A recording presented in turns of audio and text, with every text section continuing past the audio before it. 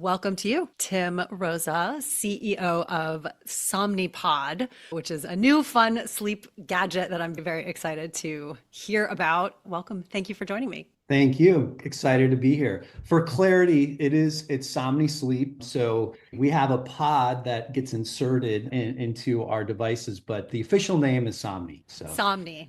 I yes. wrote out in my notes that there is a Somnee pod, and I read all of my notes at the same No time. worries. So, No worries. welcome to you and Somnee.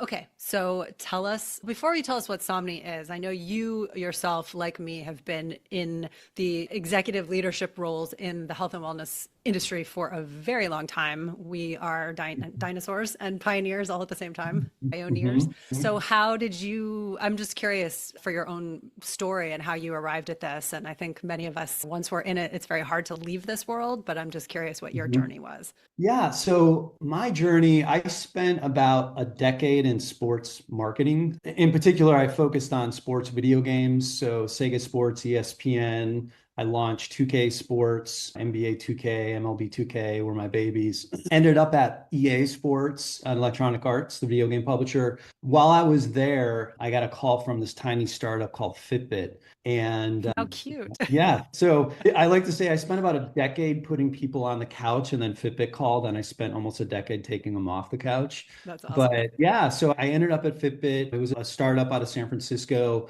and I was the first marketing leader, and they asked me to put together these 3-year plan. They had hopes of going public and building everything out. It was very early days then. And so put together the plan, started to build out the team, had a lot of success pretty early on, actually. We ended up going public in 2.5 years, not three. And it was the biggest IPO in history at that time for a consumer electronic company. And so we swiftly went from the US and North America to ultimately, during my 7-year tenure, we were in 100 countries. We sold about 140 million devices. And to put that in perspective, I think Aura announced a few months ago that they sold 2.5 million devices. So 140 million over 7 years is a lot of units, something I was really proud of. Became a top 20 consumer brand, introduced the world to sleep tracking, at least general population consumers, sleep tracking, sleep stages, heart rate sensors, and yeah, had a lot of success at Fitbit. And we ended up selling the company to Google. I took some time off after that. And then I got a call from Vinod Khosla and Dr. Matt Walker at UC Berkeley about this startup, this neurotechnology called Somnee. And I actually had struggled with adult insomnia. And I was like, I'll give it a shot. And if it works for me, then, I'll consider the CEO role. I used the device. In my third session, I fell asleep with it on. And I was really surprised because I knew a lot about Matt, obviously. The neurotech and neuroscience was something that was still relatively new for me personally, but it was great. That said, I wasn't a fan of the brand. It was like engineers and scientists speaking. I used to say at Fitbit, the bar for us to scale this company is my mom in Michigan needs to know how to open it out of the box, Yep. use Yep. it and understand what the hell you're saying and have joy and delight in the engagement of it. And so that's the bar here. And I told them I would take the role if I could reset the brand, reset the products, reset the experience. So here we are. Here we are. That's a great story. And I love that your mom is your barometer because that's how often I measure my stuff too. If I'm writing a newsletter post or doing a podcast or whatever, I'm like, whatever I'm doing, I want to make sure that my mom has the meaningful takeaway because if she understands it, then the message is resonating. So, And I think we're all curious nerds about whatever we're passionate about in technology. And with that comes education. And I think a lot of people have the assumption, especially in the bubble here in San Francisco, that the world operates the same way. And it yep. just doesn't, especially as it relates to anything tied to healthcare and wellness. So it's a very different perspective out there. Yes, I totally agree. There's a quote that I like to remind myself from periodically saying, what's obvious to you is amazing to someone else. And that's really a mantra that I try to come back to a lot because I think it's so easy to get mired in the assumptions, like you said, of just assuming Mhm. that everybody knows exactly what we're talking about and everybody's keeping up with this conversation, that really those of us nerds on the inside are the ones that are flying with the topic and someone else is, wait, I'm sorry, can you start from the beginning? And so, yes, I appreciate that. So that being said, let's talk about Somnee. What is it Mhm. exactly? I have had the opportunity to try a version of it about a year ago, but I know you've made a lot of progress since then. So please tell us. Yeah, so Somnee is a neurotechnology. It's basically a headband that you wear to sleep. The current product you wear for 15 minutes. It has essentially sleep lab technology that's been combined together, miniaturized, and you wear it to bed. It has EEG that essentially maps your brain to determine what is your optimal brain state for sleep. And then we have proprietary technology. We have AI models that look at how do we personalize the neural stimulation to help you fall asleep faster, as well as stay asleep and improve overall sleep quality. It's absolutely incredible. As I mentioned early on, I fell asleep with the device during my third session. So it takes us about anywhere between 2 and 5 sessions to establish a baseline. And then we swiftly move into this personalization phase. And it's really about understanding your brain. Obviously, sleep is managed through the frontal cortex. And what we're trying to do is optimize the stim so it's specific to you. In that 15 minutes, we do an EEG scan of your brain. It's about a minute. You go into stimulation, and then we do a post-stim EEG as well to determine how much did we change your brain and prepare you for sleep. So that's ultimately what we're doing, and it's had a lot of success. Yeah. And so the user experience, just as you described, you wear it in order to, because you were saying that you fell asleep in your third session. The idea is not that you wear it through the night. The idea is you wear it for 15-minute sessions and then you take it off in order to prepare for bed. But obviously, if you fall asleep wearing it, then even better. Yeah, and the way the current product is designed, you can wear it to bed if you want to. Right now, we're focused on 15 minutes. You go through the session and then you remove the device. It doesn't hurt you to wear the device all night. It's nothing like that. It's just not the best. I would have never released the current product because it's a little bit too bulky. And I feel like the whole category of neuroscience is full of these sci-fi looking devices that should be in a Star Trek episode. Yep. And whenever you're creating a new category of products, it's great product design that excites people and it's like form and function coming together, I think is really important. And the brain is certainly the last frontier, but as a category of neurotechnology, I would say that ID hasn't been a high bar.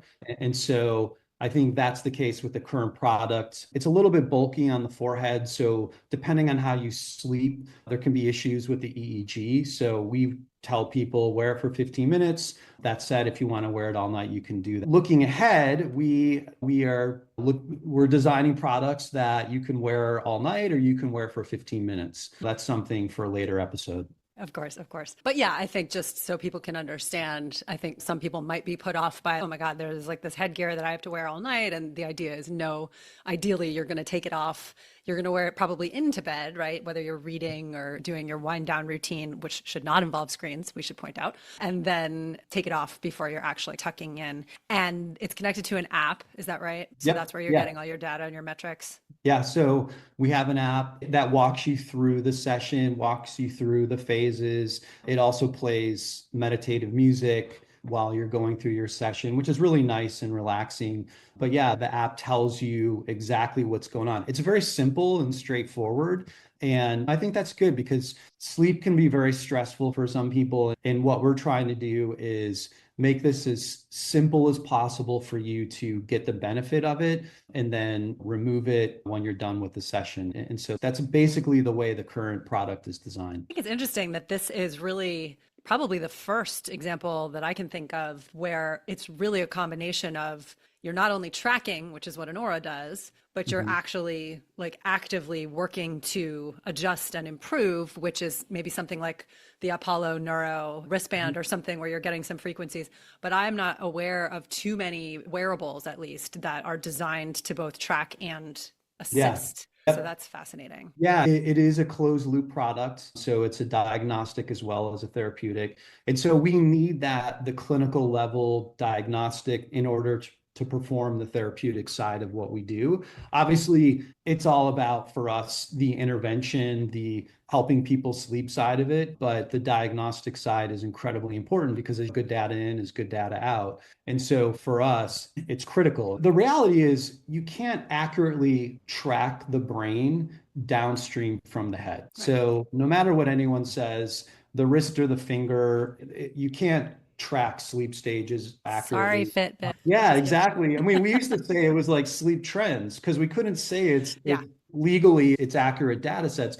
But I think certainly there are improvements that are happening, but most wearables are getting anywhere between 50 and close to 68% of the technology that we're utilizing. And I think Matt talks about it. I think a lot of neuroscientists talk about this as well. It's pretty well known. The only way that you can accurately track sleep stages and sleep data sets are certain types of sleep data sets are through the frontal cortex, Yeah. measuring and understanding the frontal cortex. So that's what we're doing. But Yeah. to answer your question, it is a closed loop product that is pretty unique. Every wearable that's out there right now are basically they're diagnostics. Some of them are better than others. I think placement of certain devices certainly see some improvements depending on what you're tracking, but we're very different in that we're focused on actually helping people Mm. sleep. That's the struggle, right? Like 1 in 3 people, depending on your data source, almost 70 to 100 million people just in the United States are struggling with sleep. So it's a massive opportunity. Yeah. And the vision for us is ultimately, if you go to the doctor, you're struggling with sleep, they're going to do one of two things: prescribe a sleeping pill, Ambien, Trazodone, whatever it is. Some of them are addictive, some of them have side effects. And then there's CBTI, which is behavioral therapy, which has a lot of friction in it, can take a long time. But we want to disrupt the pharmaceutical industry. The way we view what we do is electric medicine. And so if we can get a doctor to ultimately either recommend and down the road prescribe Somnee like they would do if you have sleep apnea, that's the win. Yeah. That's what we want to get to. So I have questions about some more details, and you're describing what you're tracking, for example. But before we get to that, I think a pressing question that if I'm listening to this as an outsider, I want to know, is this something that you feel? Like, are you feeling electrodes in your brain? I think that would be something that would probably be concerning to the general public is, do I feel like I'm getting electrical currents in my head? It's basically low frequency stimulation. It's a very safe technology. It's actually been around for decades, and there's been FDA approval on the use of the technology in other areas outside of sleep. So there's never been any reported issue. But to answer your question, there's like a tingling sensation that you feel. It's not uncomfortable. It can be if you put the device on and your forehead is sweaty, that can be an uncomfortable experience. So we have a whole process that we walk people through and putting on the device and how to wear it appropriately. And when you do that, it's a comfortable experience and it's a good experience. I think just like anything else, you have to use the device properly. So there's a little bit of, as part of the onboarding education on how to do that, what to Mhm. do and what not to do, where to place the electrodes. But yeah, that should answer your question. Yeah, I remember I think we did a 5-minute demo of it last year. And Yeah. I just remember it being actually very relaxing and having that kind of gentle tingle. And Yeah. it didn't feel scary and it didn't feel like any of the worst case scenarios that people could Yeah. envision. So just to Yep. clarify that.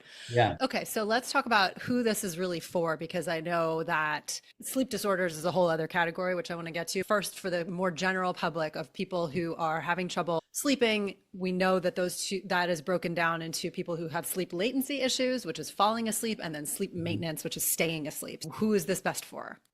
We're one of the only products that I'm aware of that does both. I think when you look at the category of neurotechnology and neurostimulation or neuromodulation, there are different types. There's magnetic, there's direct current stimulation, we're a personalized alternating current, there is auditory, and some of those are good for different areas. What we're focused on is improving overall sleep quality. So that is sleep onset. So we improve your ability to fall asleep. We basically improve that by 50%, and then sleep maintenance. So right now it's somewhere between 35 and 38% improvement on maintenance. And that is very rare to have the combination Mm. of solving for both. It's a pretty big deal and it's very unique. But that's also why the founding scientists of this company spent years of R&D trying to figure out the most effective way that they can improve overall sleep. Mm. Again, onset, maintenance, and overall quality. Because there's certainly easier forms of neurostimulation. You could do auditory, which is the easiest. You could use dry electrodes, but it really is like calming the brain. It does nothing for sleep maintenance overall. And magnetic can be cumbersome. It's not the Mm. best user experiences. In many cases, you have to go to a clinic to do it. So, what we're trying to do is solve for the most effective way that we can improve sleep and create a good user experience. We're not using dry electrodes, but because we're using normal electrodes, you're getting the best possible experience from the product. Mm. So hopefully that makes sense. Yeah, yeah, it does. And is it safe to say, I feel like I know the answer, I'm teeing up a softball for you, but I think it's important to point out, especially when it comes to sleep, it's stressful. People can become desperate. I certainly have been there Mhm. myself because the more days you go with disrupted sleep, the more your brain just breaks down and you really become just pudding, and then rationality goes out the window. But Mhm. people will try anything and everything and literally just take a throw shit out of the wall approach. Yeah. Is this something where somebody who is literally not doing anything else in terms of their sleep hygiene can still benefit compared to the person who is using red light and getting sunlight in the morning and using the weighted blanket and using like all of the extra tools Yeah. and bells and whistles? Oh, absolutely. It's the reality is sleep hygiene. That's basically what you're Yep. referencing overall. The more you do related to sleep hygiene, the more that you're going to see an improvement in your overall sleep. But again, we're focused on the how do we influence the frontal cortex, which manages sleep. And so for people that really struggle with sleep, we have tremendous success. We have some people, some customers that are veterans that have both PTSD and insomnia. Within the frontal cortex, it's not just managing sleep, it's also managing anxiety, Yep. depression, memory, focus, etc. Our product is the only product that has helped them fall asleep, and they're doing medication. Some of them become addicted to drugs, to alcohol, et cetera, et cetera. Some of them have even done shock therapy, and they try Somnee, and it's actually helped them fall asleep. And so we're really excited about those that are really struggling, having difficulty falling asleep, staying asleep. They have some level of insomnia. We have tremendous success with that Yeah. cohort. Is the idea that once you are using this is your long-term plan, or is there an end in sight as far as like you use it for 5 sessions, like you said, and then things get corrected? Like, how does it work? What is the kind of customer Yeah. lifespan? Yeah, so unfortunately with sleep, it's once you go through the 21 sessions with us and you see that improvement, it's not permanently fixed. With Yeah. sleep, you have to continue doing it. That said, we've already established if you go through we call it the first 30 days, it's really 21 sessions. After that, you don't have to use it on a daily basis. You can do we call it maintenance. Yeah. So you can use it once or twice a week, which is certainly manageable for most people. We're not just tracking what's happening with your sleep and improving your sleep. We also have a journal. Dr. Walker is big on objective and subjective data sets. He feels like people rely too much on scores. Yeah. So what really matters is when you wake up, how do you feel? So we have this journal. It's a really simple, it's a questionnaire. Every morning, Matt asks you these questions, you answer them. So we have an understanding, we can correlate the data sets over time. And I think that the way we view that is how are we actually impacting your sleep and you getting the benefit from that? So for us, it's about establishing that improvement, helping you fall asleep, stay asleep. But to answer your question, it's not something that you have to do on a daily basis for the Yeah. rest of your life. The first 30 days are critically important that you do it the right way. But after that, you can use it once or twice a week and you'll be fine. Yeah, that's great. I know that for myself as a consumer, I'm always hesitant I don't want to develop a dependence on a Yeah. technology or even on a device, because just for me, the way my brain works is that I will probably become anxious if that consistent routine gets disrupted in any way. My personal example, I made a few changes about 6, 8 months ago that have been more profoundly positive on my sleep than anything else that I had done in like 5 years prior that I was making active efforts towards this. And I was like, oh my God, I'm good. Like I'm fixed. It's done. I'm ready to go. Right. And then all of a sudden, I don't know, probably 2 months ago, I started having more than just a one-off random disrupted night, but it would be like several in a row. And it Mhm. was upsetting because I was like, I'm doing all the things right. I'm doing all the things that I've been doing, but you have to factor in so much outside, or not even necessarily all outside, but so many factors, hormones change, age related decline of Yep. so many different things, environment, temperature, and the world that you're living. I mean, so many factors are always in play that it feels like you have to leave room to go back to pulling those levers and trying something new, or going back to something that you gave up. I stopped taking all my magnesium for a while because I was like, I need to just Yeah. like dial back on this and see if that's the culprit or whatever. And now I go through phases and figure out what works for you. But yeah, I mean, it's tricky. I think nobody wants to become reliant on a device, but at the same time, you have to take into account that things are always going to change. Yeah, we say no brain, no body, no day is the same. And so the part of our success is because of the personalization Yeah, and looking at every time you go through a session with us, we have the historical data of what is that optimal state. And we have the ability to obviously change and personalize that based on what's happening for you in that specific session. We have all of that data, hopefully, if you've been doing it for at least 30 days with us, to really optimize and that's personalize great. that. So So you it get the actually most does benefit. work with you to kind of Exactly. track those Yeah. fluctuations. Vinod Khosla, who he uses our product every day. We have a lot of CEOs, like Mark Benioff, the CEO of Salesforce. He uses it every day. In fact, his wife, his family, his executives. We have a lot of execs that use it. And some of the feedback Vinod says, it's like a toothbrush for my brain. I have to brush my teeth every day. I have to use Somnee every day because it really is the thing that helps me fall asleep. And he absolutely loves it. Not just because he's an investor, but he's very engaged in the product. I think in particular with women too, as you start to go through perimenopause and menopause, you have a lot of changes in your body. For us, I think ultimately we want to be on the forehead all night long because I think that it gives us a strategic advantage, not just in accurately providing data sets, because there's good data in is good data out, as we talked about, but then the stimulation can become more automatic as we understand what's happening with you in your sleep. So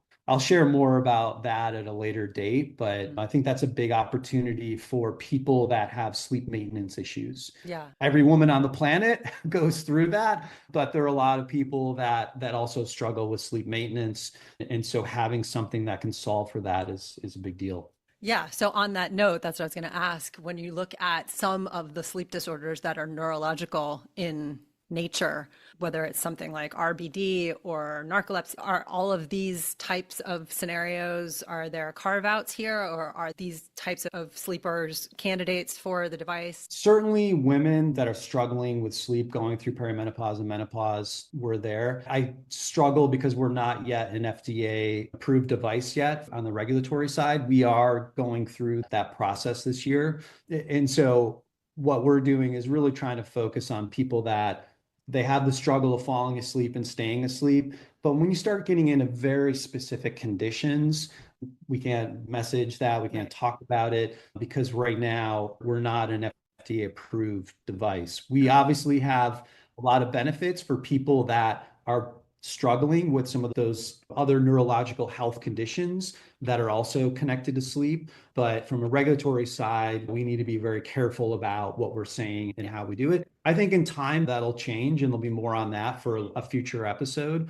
But right now, we're really focused on the 1 in 3 people that are struggling with sleep overall. Okay, fair enough. So let's talk about what you are doing in the exciting world of sports. Yeah, yeah. It's funny. I've been working, as we talked about in the beginning, sports marketing for quite a while. I have a 20-year relationship with many of the leagues. I've always loved the NBA for the game, but also it's the NBA as a league is a pioneer, pretty innovative in what they're doing. But we actually were asked to participate in a very limited cohort of companies that they look at. It's called NBA Launchpad. It was like a 4 month review. Like we met with the chief medical officers of the NBA, WNBA, G League. We had to basically share our clinical published data that's out there, go through the product, and not just this product, but what they're really excited about is the new product and where we're headed with that. So we The were new product selected that shall not be that named. shall not be named, is Okay. coming out, but that their selection of Somnee is based on the new product. So the NBA is actually getting all of the beta units. So we're doing a whole research pilot with the NBA. But ultimately, we were selected, and it was an honor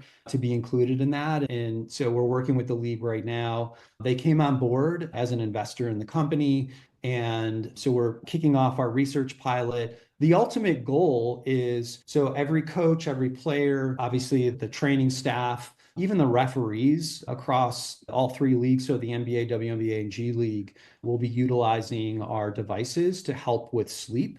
And the ultimate goal is the NBA has a player performance platform. So some of that data would plug into that, especially as you look at over time, certain trends that are happening with players. And I'm not going to get too much into the data side of that, but the NBA is certainly a pioneer in the way that they think about data and how they use that to enhance player performance. But it's a big deal. We were literally the only wearable company to qualify for this, the only sleep technology that's ever qualified. So we're very honored to Is that participate. right? Yeah. Based on what? Like what qualifies you uniquely? The science, the technology, the approach, in order to plug into these platforms, you have to have good data. That is a key requirement. As we talked about, you can't accurately track sleep and sleep stages downstream from the brain. You can't do it.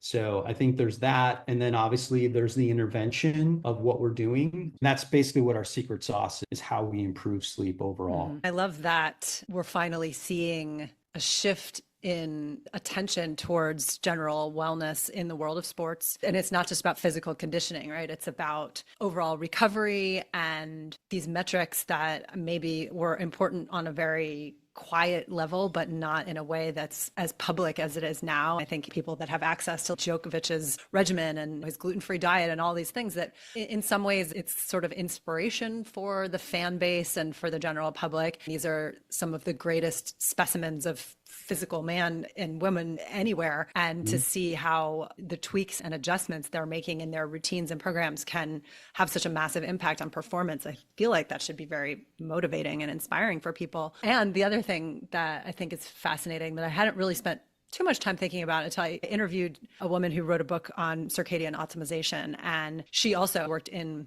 sports for a long time. She worked in Major League Baseball. She's a science journalist. But the notion that sports teams, they're spending their time on the court and on the field and actually doing their performance, but then they're spending so much time in these very suboptimal conditions in order to then go and perform, right? Like they're traveling, they're on planes, they're crossing time zones, dealing with jet lag, dealing with strange beds and new food and all of that. And it's like the most perfect storm of horrible circumstances that are trying to feed into what are supposed to be optimal circumstances for them to perform at their best. So it's nice to see that sleep is really being taken much more seriously, I think, than ever before as a factor that really needs to be monitored very closely and managed very closely for these athletes to perform. You might know more about sports than I do, but who travels the most and in the professional teams? Is it basketball, baseball? Who's doing the most travel and therefore subject to these conditions? I mean, that honestly was the other reason why we're excited about the NBA and MLB.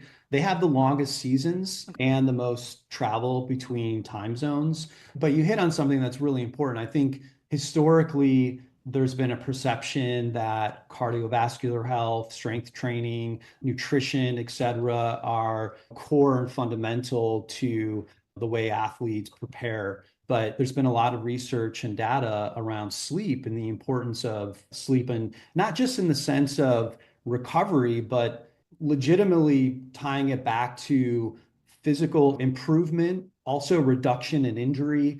I think Stanford at one point did a study and they looked at Andre Iguodala of the Golden State Warriors. And this is during his final season championship run. He was someone that really struggled with sleep. And he went on a program that was focused on improving his sleep to over 8 hours a night. And during that window, they saw his fouls decrease by 45%, turnovers decrease by 37%, Shooting accuracy improved 9%, points per minute increased 29%, Wow, 3-point percentage doubled. that's The amazing. data is all out there. And I think it's funny, since I've been with this company now for about a year and a half, we have a lot of what we call performance optimizers. Those are CEOs, executives, and as well as top athletes that are using the product. There's so much more awareness and understanding as it relates to sleep and the importance of sleep on performance. I think so many people talk about recovery, but it's also even that mental clarity and focus and the understanding even of the stages of sleep that you're getting. I think you're going to start to see some things happen around sleep where you can start to look at different types of sleep and what does that impact. I think down the road, you could see where REM really is focused on will focus and clarity. And if you're a pitcher and you have a 4-game rotation in the playoffs, you can really start to look at what's happening with my sleep overall. How do I get the most benefit of certain types of sleep to get me to perform my best? Or if you're someone who's injured, obviously deep sleep is really important for recovery, for obviously injury prevention, but also looking at how quickly you can recover over time. So I think there's going to be a lot more awareness and things that you can do around that. It's already there, but we still need a lot more research to validate some of that. Given what we're doing and the focus of our products, I'm very excited to work with athletes. Yeah. Ultimately, my playbook is what we did at Fitbit, which was, really trying to go after general population consumers. Like my goal is to improve sleep for as many people as possible. We are working with athletes, but over time, sleep affects everyone. We're really excited about what we're doing with athletes, but how we can learn from that and apply it to general population Yeah. consumers. Also, I think that you should consider adding Broadway touring companies to your roster. They won't have the budget, but it would be a good opportunity. And also like Lady Gaga and Taylor Swift, because Oh yeah, there we go. If you have a connection, we have a device. no, I was hoping that you had the connection and I was going to be the one to deliver it. I can probably connect with some NBA players, but Lady Gaga, I don't know. Those two ladies work harder than pretty much anybody in show business, and they're on the road more Mhm. than anybody. They would be good candidates, just in the suggestion box. Okay, this is a fantastic kind of rundown of all of the incredible innovation and creation that you have been a part of in this last year and a half. Is there anything else specific that you want to drive home that people need to know about taking advantage of this device and utilizing it? And Yeah, go to our website, Somnee Sleep, SOMNEE sleep.com to learn more about the product. We have all of our published clinical research there. You can learn about the product, the experience, what it does. We didn't talk about it, but we're outperforming melatonin, we're outperforming sleeping pills like Ambien. And so I think, again, as I touched on earlier, I want to prevent you from having to take anything. I want to improve your sleep. We say here, we want you to sleep more so you can live more. At the end of the day, everyone focuses so much on the sleep aspect, but what I'm focused on is what are the benefits of sleep? Whether you're a busy mom or parent, whether you're an athlete or a CEO or someone who is struggling with insomnia or whatever it is, you're a retired veteran that is struggling with sleep. We're really focused on how can we help people. We don't want you taking pills to fall asleep. And we've got a great product for you. And yeah, I'm really excited. And I'm very excited for what's ahead for the company. And that'll be another episode. I know we've got 3 more episodes to go.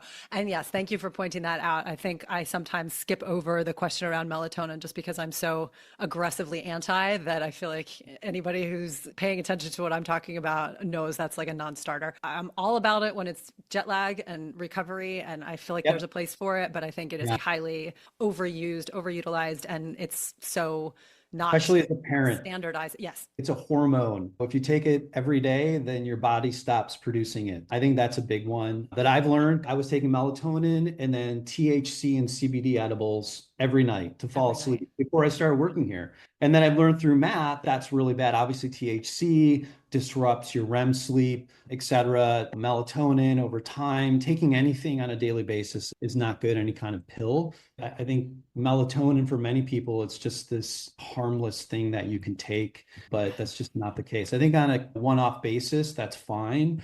but to take it every day is not a good thing. And certainly if you're a parent, do not give it to your children on a daily basis. That's the position I take too. I know it's hard for some parents to hear that because I know the feeling of just wanting to try anything to get your child to sleep. I understand that level of just like desperation, but there are other options out there for kids specifically. And to your point, melatonin, not only it's a hormone, which is messing with a whole other system, but it's so unregulated that you have no idea what you are getting in most of these Yeah. brands. You're seeing a bottle that says 5 milligrams. It can be anywhere from 0.5 milligrams to 50 because that's how unregulated it is. And there are studies showing that, in fact, there are some brands that are doing that. It just feels like such a massive red flag to me. And there are other options if you're looking for the herbal and homeopathic, whether it's like valerian, that's like a whole other conversation. But thank you for underscoring that because I am also in that same camp. Good. Good. Thank you so much for your time, Tim. I really appreciate it. And I'm already looking forward to parts 2 and 3. Yeah, I'm excited. Thank you for having me. I appreciate it. Thank you.